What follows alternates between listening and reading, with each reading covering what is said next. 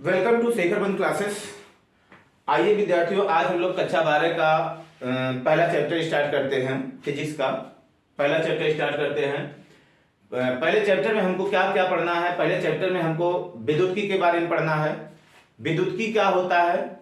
विद्युत्की विज्ञान भौतिक विज्ञान की वह शाखा होता है जिसके अंतर्गत हम लोग क्या करते हैं, आवेश तथा आवेश के गुणों के बारे में अध्ययन किया जाता है। आवेश की उत्पत्ति के बारे में और आवेश के गुणों के बारे में अध्ययन किया जाता है, कौन कौन सा गुण वो शो करता है। तो भौतिक विज्ञान की वह शाखा जिसके अंतर्गत हम लोग आवेश तथा आवेश के गुणों के बारे में हम लोग अध्ययन करते हैं, उसे हम लोग क्या कहते हैं? विद्युत्की कहते हैं। कौन कौन सा गुण वो क्या करता है, प्रदर्शित करता है आवेश, उसके बारे में अध्ययन होगा। अब ये जो विद्युत्की होगा, विद्युत्की दो पार्ट में डिवाइड होगा। विद्युत्की दो पार्टों में डिवाइड होगा। पहला हो जाएगा आपको पहले में क्या पढ़ना रहेगा? पहले भाग में पढ़ना रहेगा स्थिर विद्युत्की होता है ना, स्थिर विद्युत्की होता है, स्थिर विद्युत्की होता है। और इसको बोलते हैं इलेक्ट्रोस्टैटिक्स बोलते हैं इसको, इलेक्ट्रोस्टैटिक्स इसको बोलते हैं, स्टैटिक्स बोलते हैं ना। और दूसरा पार्ट इसका क्या होता है? गतिक विद्युत्की होता है, गतिक विद्युत्की होता है, विद्युत्की, गतिक विद्युत्की होता है। इसको बोलते हैं हम लोग इलेक्ट्रोडायनेमिक्स बोलते हैं ना, इलेक्ट्रोडायनेमिक्स बोलते हैं हम लोग, डायनामिक्स, इलेक्ट्रोडायनेमिक्स बोलते हैं ना। एक होगा स्थिर विद्युत्की होगा, एक होगा गतिक विद्युत्की। तो इस तरह से क्या करना है, या इसको हम लोग करंट इलेक्ट्रिसिटी भी कहते हैं, करंट इलेक्ट्रिसिटी भी कहते हैं, इलेक्ट्रिसिटी भी कहते हैं, करंट इलेक्ट्रिसिटी। देखो अब स्थिर वैद्युतिकी क्या होगा? स्थिर वैद्युतिकी किसे कहते हैं हम लोग? स्थिर वैद्युतिकी क्या होता है? यह वैद्युतिकी का वह भाग होता है या वह शाखा होता है जिसके अंतर्गत स्थिर आवेश के बारे में अध्ययन किया जाएगा। मतलब क्या होगा? जो आवेश उत्पन्न होगा वो किस अवस्था में रहेगा? स्थिर अवस्था में रहेगा। स्थिर अवस्था में रहते हुए वो कौन कौन से गुण को शो करेगा, उसके बारे में अध्ययन किया जाएगा। तो उसके बारे में अध्ययन किसमें किया जाएगा? स्थिर वैद्युतिकी में। स्थिर आवेश तथा स्थिर आवेश कौन कौन सा गुण उत्पन्न करेगा, कौन कौन सी प्रॉपर्टी उसमें शो करेगा, उसके बारे में जब अध्ययन करेंगे हम लोग, तो वो पार्ट कौन सा कहलाएगा? आपका स्थिर वैद्युतिकी होगा। यानी कि स्टार्टिंग हम लोग कर रहे हैं, फिजिक्स पढ़ना स्टार्ट कर रहे हैं, उसका प्रारंभ जो हम लोग कर रहे हैं वो स्थिर वैद्युतिकी से ही कर रहे हैं। तो सबसे पहले हमको स्थिर आवेश के बारे में पढ़ना है। दूसरा होता है गतिक विद्युत्की। इसके नाम से पता चल रहा है इसमें जो आवेश होगा वो क्या होगा? गतिशील होगा। गतिशील आवेश के बारे में विज्ञान या भौतिक विज्ञान या विद्युत्की की वह शाखा जिसके अंतर्गत हम लोग गतिशील आवेश के बारे में अध्ययन करते हैं। और गतिशील आवेश क्या होता है? वही क्या होता है? Current flow. उसी गतिशील आवेश के कारण करंट फ्लो होता है, जैसा कक्षा 10 में लोग थोड़ा बहुत देख चुके हैं। यहाँ पे इसके बारे में डिटेल हमको पढ़ना है। गतिक विद्युत्की में इसका नाम भी क्या है? करंट इलेक्ट्रिसिटी है। यानी गतिशील आवेश रहेगा तो करंट उत्पन्न करेगा, इसलिए इसको हम लोग करंट इलेक्ट्रिसिटी अथवा इलेक्ट्रोडायनेमिक्स कहते हैं। तो ये बातें हमको लगता है कि आपके समझ में आई होंगी। पहला स्थिर विद्युत्की क्या होगा और गतिक विद्युत्की क्या होगा। स्थिर विद्युत्की क्या होगा? जिसमें स्थिर आवेश के बारे में पढ़ेंगे। गतिक विद्युत्की क्या होगा? जिसमें गतिशील आवेश के बारे में पढ़ेंगे। तो ठीक है, तो हम लोग प्रारंभ पहले क्या करते हैं? स्थिर वैद्युतिकी को करते हैं। स्थिर वैद्युतिकी ना, इलेक्ट्रोस्टैटिक्स। तो इलेक्ट्रोस्टैटिक्स में देखते हैं क्या होता है। ठीक है, इसको आप क्या करेंगे? नोट्स तैयार करते रहेंगे। शुरुआत यहां से हो रहा है, आप स्टेप बाय स्टेप चलते रहेंगे, चीजें आपके समझ में आती रहेंगी। हमको आगे देखना क्या है? इलेक्ट्रोस्टैटिक्स देखना है। इलेक्ट्रोस्टैटिक्स देखना ना, स्टैटिक्स। ठीक, यानी स्थिर वैद्युतिकी हमको पढ़ना है। स्थिर वैद्युतिकी पढ़ना है हमको। स्थिर वैद्युतिकी के अंतर्गत सबसे पहले हम लोग देखते हैं जो चार्ज था, जो आवेश होता है, वो आवेश वास्तव में होता क्या है? आवेश कौन कौन सा गुण शो करता है, कैसे उत्पन्न होता है आवेश, सबसे पहले इसके बारे में हम लोग देखते हैं। तो हिस्ट्री ऑफ चार्ज हम लोग देखते हैं ना, हिस्ट्री ऑफ चार्ज देखते हैं। हिस्ट्री ऑफ चार्ज माने चार्ज उत्पन्न होने का या चार्ज कहां से पता चला, कैसे पता चला, उसका पूरा इतिहास हम लोग देखते हैं, कहां से ये प्रारंभ हुआ ना, आवेश का इतिहास हम लोग देखते हैं।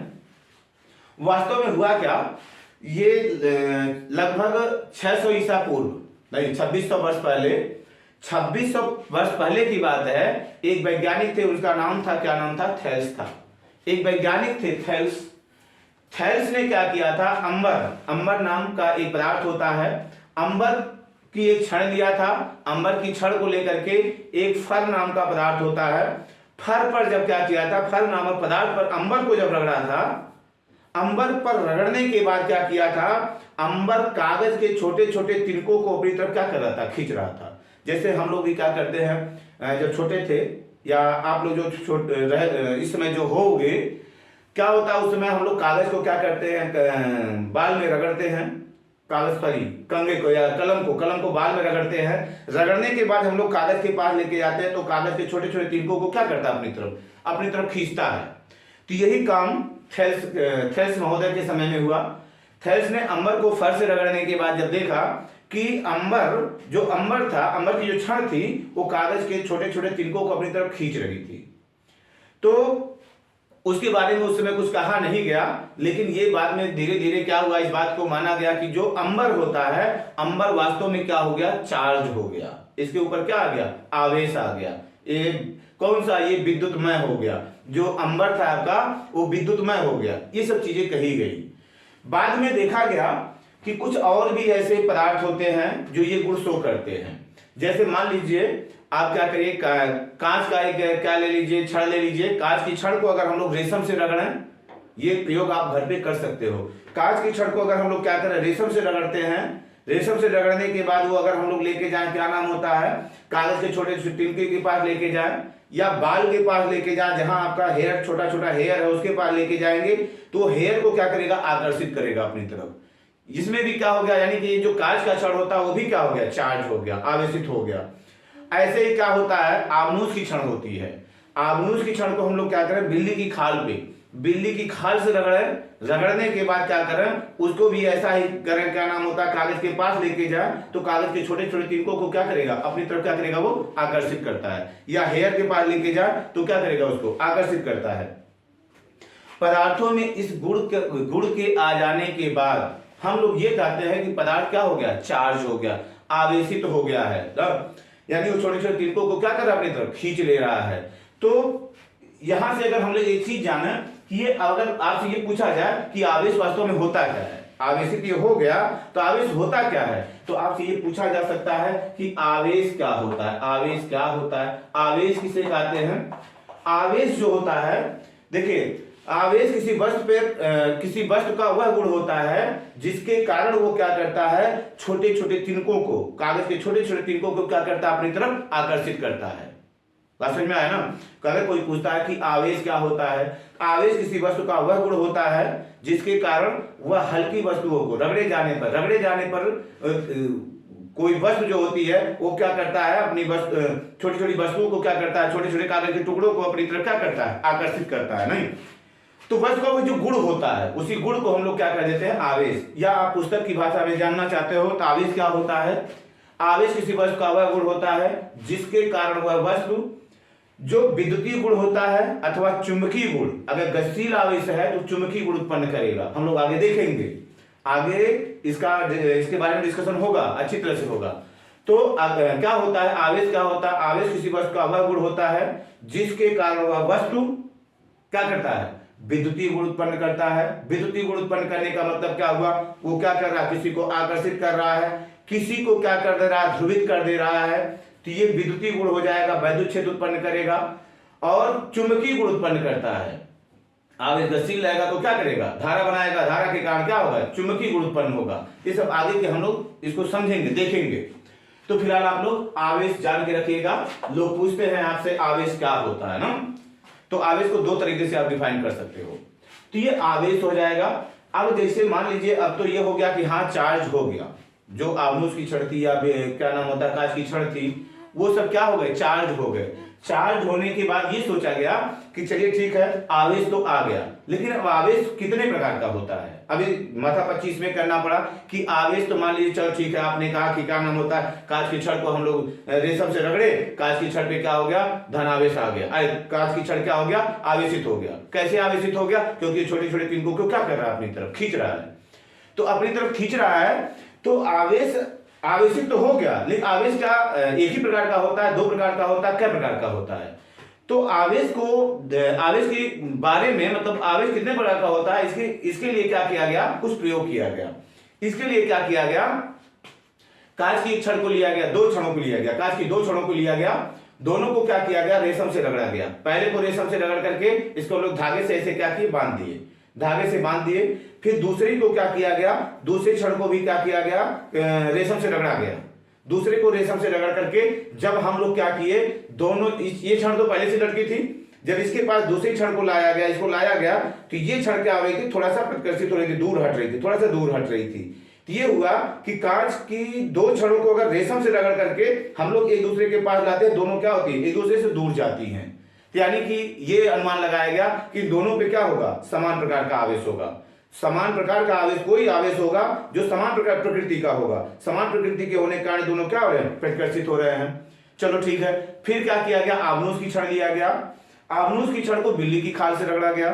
तो जब आबनूस की छड़ को, दो आबनूस की छड़ को भी लिया गया, एक आबनूस की छड़ को बिल्ली की खाल से रगड़ा गया, उसको क्या किया गया, धागे से बांध दिया गया। फिर दूसरी आबनूस की छड़ को बिल्ली की खाल से रगड़ा गया, उसको भी क्या किया गया, बांध दिया गया, धागे से बांध दिया गया। फिर जब दोनों को क्या करते हैं हम लोग, फिर पास लाते हैं, तो दोनों भी क्या होते हैं, एक दूसरे से दूर हटते हैं। जब दोनों एक दूसरे से दूर हटते हैं तो ये हुआ कि इन दोनों पर भी क्या हुआ, समान प्रकार का आवेश आया है, क्योंकि समान प्रकार के आवेशों में क्या होता है, प्रतिकर्षण होता है। इन दोनों में समान प्रकार का गुण है, समान प्रकार का गुण है, जिस कारण क्या हो रही है, गुण है या आवेश है, जिसके कारण क्या हो रही है, प्रतिकर्षित हो रही है। तो अब यहां से कोई बात डिफाइन नहीं हुआ कि आवेश क्या प्रकार का होता है। फिर क्या किया गया, फिर कांच की छड़ एक लिया गया और एक क्या लिया गया, आबनूस की छड़ को लिया गया। कांच की छड़ को रेशम से रगड़ा गया, रेशम से रगड़ा गया, रेशम से रगड़ने के बाद इसको बांध दिया गया, धागे से बांध करके लटका दिया गया।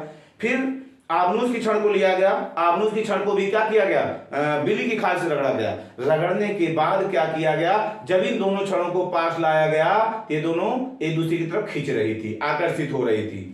चलो ठीक है, अब ये हुआ कि हाँ, आवेश तो लगता है दो प्रकार का होगा। एक कौन सा आवेश होगा, एक आवेश इस पर कोई है, एक आवेश कोई इस पर है, दोनों जब पास आ रहे हैं तो क्या हो रहा है, इनमें आकर्षण हो रहा है, आकर्षण हो रहा है, यानी आवेश क्या हो गया, दो प्रकार का। दो प्रकार का कौन, एक तो कौन सा है, कांच की छड़ पे उत्पन्न हुआ है जो, दूसरा कौन सा है, जो आबनूस की छड़ पे उत्पन्न हुआ है।